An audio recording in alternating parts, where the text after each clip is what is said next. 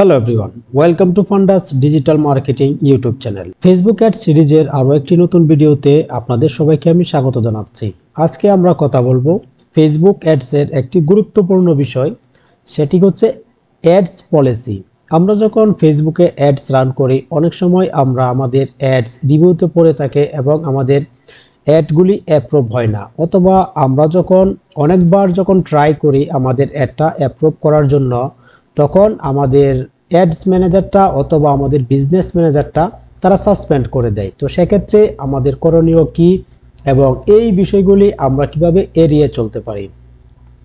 তো এখানে আমি একটা ওয়েবসাইট ওপেন করে দিচ্ছি। এই ওয়েবসাইটের লিঙ্কটা আমি আমার ভিডিও ডেসক্রিপশন বক্সে দিয়ে দিব। তো এখানে এসে আমরা ফেসবুক অ্যাডস পলিসি সম্পর্কে আমরা যদি জানতে চাই, তো আমরা এই ওয়েবসাইটটাতে এসে আমরা এখানে আমাদের ফেসবুক অ্যাড পলিসি সম্পর্কে আমরা জানতে পারবো। তো এর ফলে আমাদের আর এরকম ভোগান্তিতে পড়তে হবে না, যেমন আমাদের অ্যাডস অ্যাপ্রুভ হয় না বা আমাদের অ্যাড ম্যানেজারটা আমাদের রেস্ট্রিক্টেড করে দিল অথবা বিজনেস ম্যানেজারটা চলে গেল। হয়তোবা কেউ কোনো একটা সময় ফেসবুক অ্যাড যদি রেস্ট্রিক্টেড করে দেয় অথবা আমাদের ফেসবুক অ্যাডস ম্যানেজার যদি আমাদের ব্লক করে দেয়, তাহলে আমরা অনেক সময় নতুন অ্যাডস ম্যানেজার আমরা অ্যাকাউন্ট ক্রিয়েট করতে পারি। তো সেক্ষেত্রে হয় কি, আমরা যখন ফেসবুকের জন্য একটা অ্যাডস ম্যানেজার থেকে আমরা অনেকগুলো অ্যাডস রান করব, তো এখানে কথা চলে আসে হচ্ছে ডেটা। তো একটা অ্যাডস ম্যানেজার থেকে আমরা অনেকগুলো অ্যাড রান করার ফলে কিন্তু এই অ্যাডস ম্যানেজারে অনেক ধরনের ডেটা চলে আসে, অথবা হতে পারে আমরা এই অ্যাডস ম্যানেজার থেকে আমরা আমাদের ওয়েবসাইটে পিক্সেল কানেক্টেড করে রেখেছি।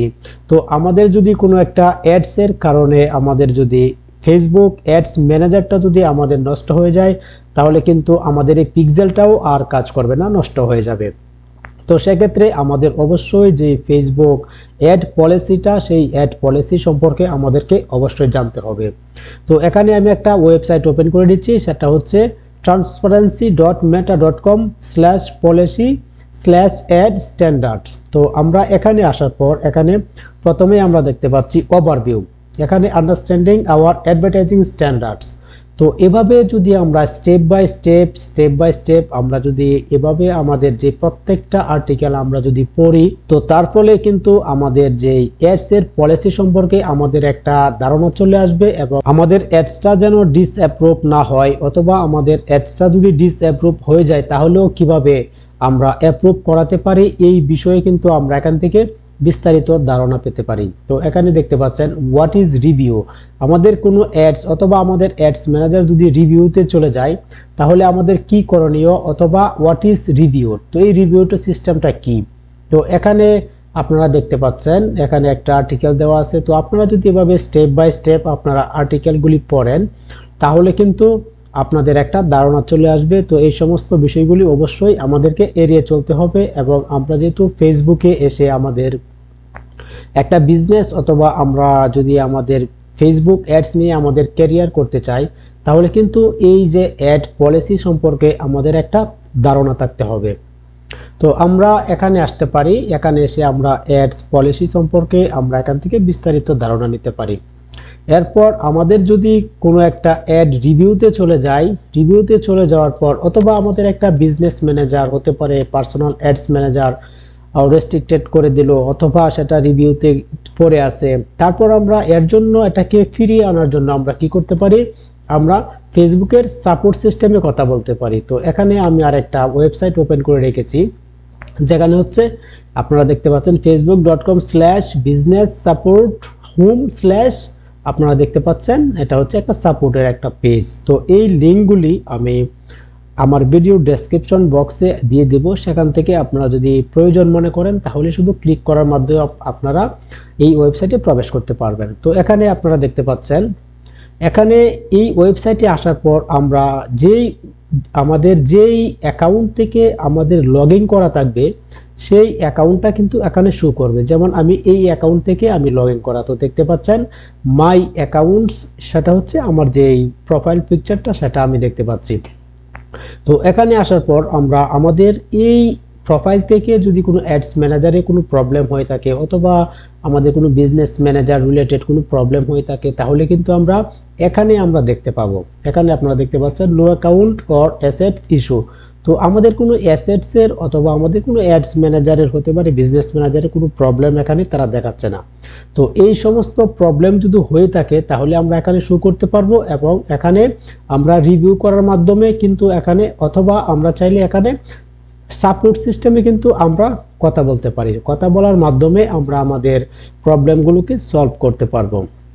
তো এরপর আমরা এই অ্যাকাউন্টের আন্ডারে আমাদের তো অনেকগুলো বিজনেস ম্যানেজার থাকতে পারে, অ্যাডস ম্যানেজার থাকতে পারে।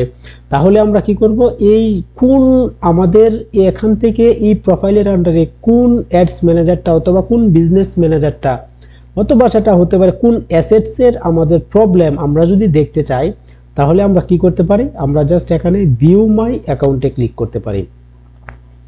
তো ভিউ মাই অ্যাকাউন্টে ক্লিক করার পর আমরা এখানে আমাদের সম্পূর্ণ যে বিজনেস ম্যানেজারগুলি থাকবে অথবা আমাদের যে অ্যাসেটগুলি থাকবে সেটা কিন্তু এখানে লিস্ট আকারে চলে আসবে। তো এখানে আমাদের যে লিস্টটা থাকবে সেই লিস্টে কোনো একটা অ্যাকাউন্টের যদি কোনো প্রবলেম থেকে থাকে তাহলে কিন্তু আমরা এখান থেকে জানতে পারি। যেমন আমি এখানে ক্লিক করার পর আমি দেখতে পাচ্ছি এখানে আমার 3টা বিজনেস পোর্টফোলিও, তার মানে আমার এই অ্যাকাউন্টটার আন্ডারে হচ্ছে 3টা বিজনেস ম্যানেজার অ্যাকাউন্ট। তো এখান থেকে আপনারা দেখতে পাচ্ছেন একটা অ্যাকাউন্ট কোনো একটা কারণবশত অথবা আমি প্র্যাকটিসের কোনো একটা পারপাসে দেখানোর জন্য আমি ডেমোভাবে একটা অ্যাকাউন্ট ক্রিয়েট করি, যার ফলে হচ্ছে সেই অ্যাকাউন্টটা সে রেস্ট্রিক্টেড করে দেয়। তো এখানে আমরা দেখতে পাচ্ছি আমার এই বিজনেস ম্যানেজারটা রেস্ট্রিক্টেড অবস্থায় আছে। তো আমি যদি এর বিস্তারিত সম্পর্কে জানতে চাই তাহলে আমি এই অ্যাকাউন্টটাই ক্লিক করতে পারি।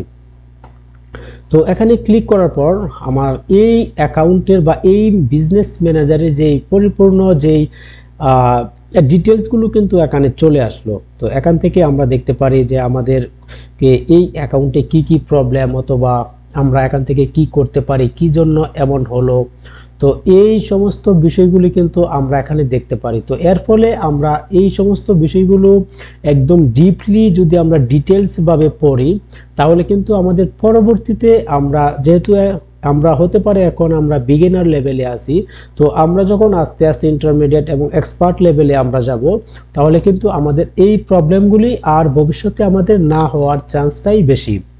তো এর জন্য আমরা অবশ্যই যে এখানে যে সাপোর্ট সিস্টেম সেই আমাদের যে পলিসিগুলি আমাদের অ্যাড পলিসি আমরা এখান থেকে এই সমস্ত বিষয়গুলি আমরা পরে আমাদের নলেজে বিষয়গুলি রাখবো যেন আমরা আমাদের অ্যাড কপি অথবা আমাদের যেই অ্যাডস পলিসিগুলো আমরা মেনে আমরা একটা পরিপূর্ণ সুন্দরভাবে একটা অ্যাড রান করতে পারি। তো এরপর কোনো প্রবলেম হলে আমরা জাস্ট এখানে আসব, এখানে এসে আমাদের প্রবলেমগুলোকে আমরা আইডেন্টিফাই করতে পারি এবং আইডেন্টিফাই করার ফলে আমরা সাপোর্টে কথা বলে আমরা এগুলিকে আবার ফিরিয়ে আনতে পারি। যদি সেটা বড় কোনো প্রবলেম হয়ে থাকে তাহলে এখান থেকে না পাওয়ার চান্সটাই বেশি। আর যদি মোটামুটি ছোটোখাটো কোনো প্রবলেম হয় যেটা হচ্ছে কমিউনিটি গাইডলাইনের অমান্য করেনি, এই সমস্ত বিষয় হলে আমাদের অ্যাড অ্যাকাউন্টটা আসতেও পারে অথবা আমাদের অ্যাডটা রিভিউতে পড়ে থাকবে না। তো এই সমস্ত বিষয়গুলি আমাদের ধ্যানে রাখতে হবে এবং আমরা যেহেতু এক্সপার্ট লেভেলে অথবা আমরা একটা বিজনেস ডেভেলপ করার জন্য আমরা ফেসবুক অ্যাডসকে ব্যবহার করব, তো এর ফলে কিন্তু এই সমস্ত বিষয়গুলি আমাদেরকে অবশ্যই মাথায় রাখতে হবে। আমার লাস্ট এবং ফাইনাল কথা হচ্ছে আমরা সবাই এই অ্যাড পলিসি সম্পর্কে জানবো এবং অ্যাড পলিসিটা আমরা বিস্তারিতভাবে পড়বো, একটু সময় নিয়ে পড়বো এবং বুঝবো কি জন্য আমাদের অ্যাড রিভিউতে চলে যায়, আমাদের অ্যাডস ম্যানেজার সাসপেন্ড হয়ে যায়।